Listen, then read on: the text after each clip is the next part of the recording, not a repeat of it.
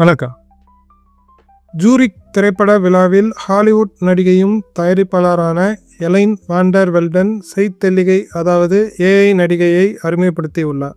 டில்லி நோர்வுட் என்ற அந்த ஏஐ நடிகை பல திறன் முகவர்களின் கவனத்தை ஈர்த்துள்ளதாக தெரிவித்தார். வாண்டர் வெல்டனின் ஜிகோயா என்ற ஸ்டுடியோவின் முதல் உருவாக்கம் இது. மேலும் பல திட்டங்களை முன்னெடுத்து வருவதாக கூறியதுடன் வரும் மாதங்களில் புதிய கண்டுபிடிப்புகள் பற்றிய அறிவிப்புகள் வெளியாகும் என்றும் தெரிவித்தார்.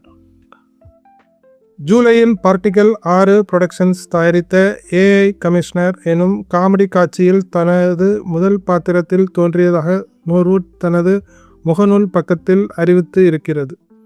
நான் ஏஐயால் உருவாக்கப்பட்டவளாக இருந்தாலும் இப்போது இயல்பான உணர்வுகளை அனுபவிக்கிறேன் என்று கூறியதுடன் மேலும் வரவிருக்கும் நிகழ்வுகளுக்காக மிகவும் உற்சாகமாக உள்ளேன் என்றும் தெரிவித்திருக்கிறது இந்த ஏஐ நடிகை.